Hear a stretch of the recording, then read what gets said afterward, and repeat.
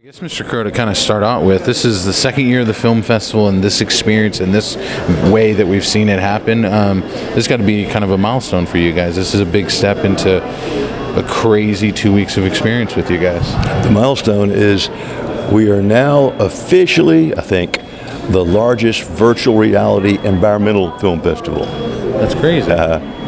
You keep setting records with each year. It's kind of crazy. But film we've had since the very first year. Yeah. I think 2 years ago Michael decided it's really going to be big, and it has been Texas-sized. Texas-sized. What's it like with Fair Park? I mean, you guys have had that relationship for a long time. You've known them for many years. I mean, obviously you know the area so I used to go to football game, watch SMU play UT, take the bus home.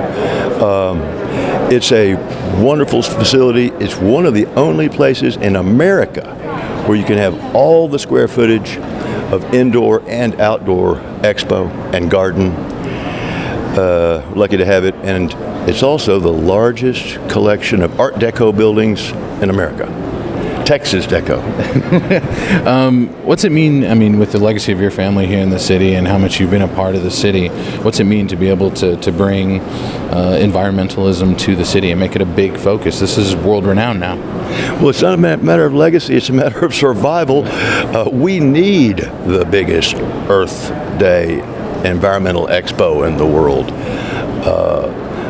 But my dad started the National Tree Trust with Bush so long ago, and I remember him giving contributions to early environmentalists back in the 60s. Who's that weirdo?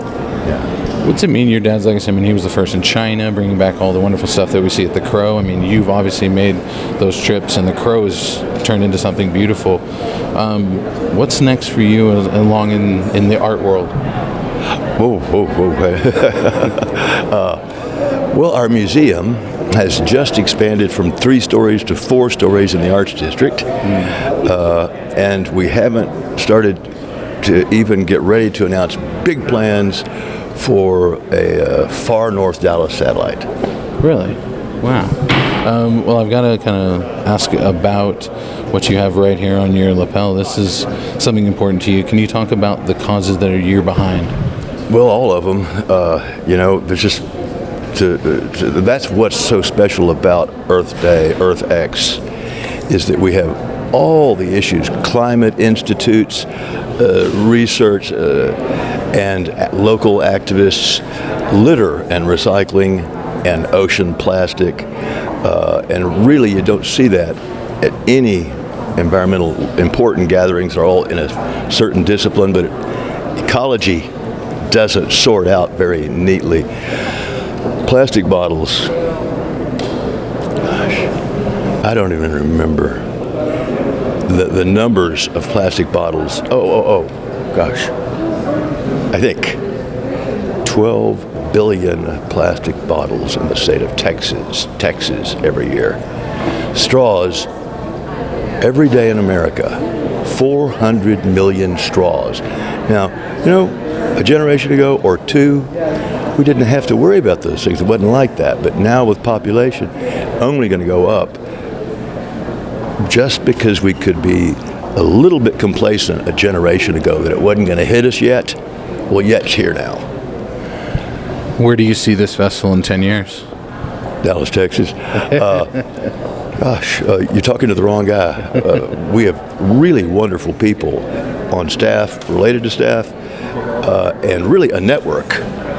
My philosophy is that environmental activities should be broad volunteer things, and the friends that we've made all over the world, from Filmmaker to subject to other film festival.